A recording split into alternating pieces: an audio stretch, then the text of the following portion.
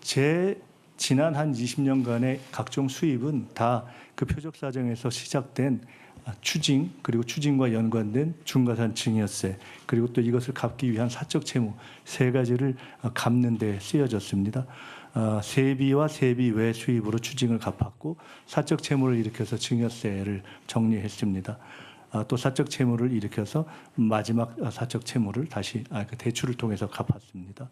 축의금, 조의금, 두 권의 출판 기념회 등등이 있었습니다.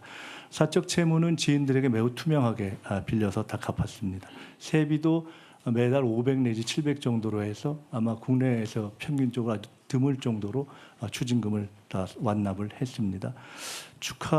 출판기념회와 축의금, 조의금 등은 평균 출판기념회는 권당 5만 원 정도의 축하금을 받았던 것으로 생각이 되기 때문에 국민 여러분들 일반의 눈에서 봐서는 큰 돈이지만은 평균으로 봐서는 그다지 과하지는 않을 수도 있다 이렇게 생각됩니다. 장모님에게서 지원을 받지 않았다면 더 좋았겠지만은 저도 이번에 알게 됐는데 제가 부족한 것 때문에 아내가 장모님으로부터 일정한 지원을 그때 받았고, 다행히 이것은 다 계좌를 통해서 받거나 또는 그때 카드값이 없어서 돈을 이렇게 빌려서 다시 그 통장에 채워넣는 것이어서 종합하면 사실은 완전하게 다 투명하게 드러나는 지원금입니다. 사실은 이번에 이렇게 되면서 증여세까지를 내고 나니까 우리 전영기 의원님이 제가 다시 2억을 불리려고 그렇게 했는데 거기서 실제는 정치자금 빼고는 6천 정도 되는 거 아니냐 이렇게 했는데 증여세까지 내고 나니까 사실은 잔고 제로 상태가 되었습니다. 출판기념회 자료를 내야 되는가? 낼 수도 있죠. 그러나 저는 한편으로는 정치 신인들, 한편으로는 정치 전체에 대한 또 저의 어떤 책임을 생각하지 않을 수가 없었습니다.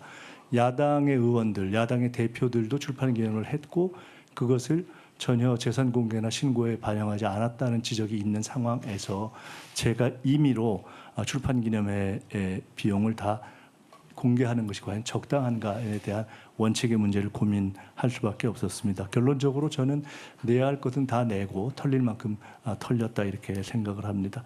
전처 또는 아이들의 독립성과 관련된 문제에 대해서는 더 말씀드리지 않겠습니다.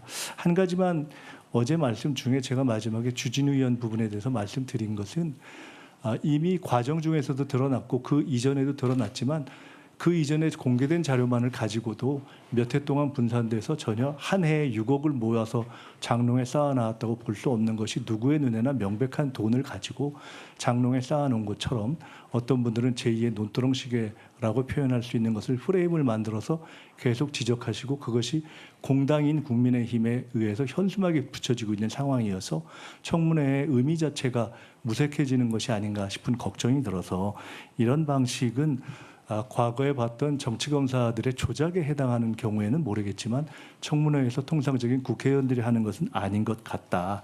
그래서 이런 것들에 대해서는 적당치가 않다. 이미 저는 수사로 배당되어 있는데 동일한 케이스로 고발된 상대 다른 경우에는 배당도 안 돼 있는 이런 상황으로 저는 보고 있기 때문에 이것이 과연 정당한가라는 데 대한 궁금증이 있었습니다. 무한 입증을 요구받는 부분에 대해서는 무한 입증을 하겠으나 적어도 소명된 부분에 대해서는 인정이 필요하고 그리고 명백하게 의도를 가지고 아닌 프레임을 가지고 하는 저는 어제는 죄송하게도 조작질이라는 표현밖에 쓸 수가 없었는데 아직까지는 더 이상의 표현을 발견하지 못했습니다.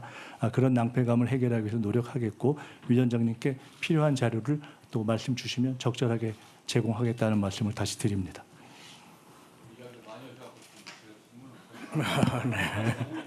네. 네.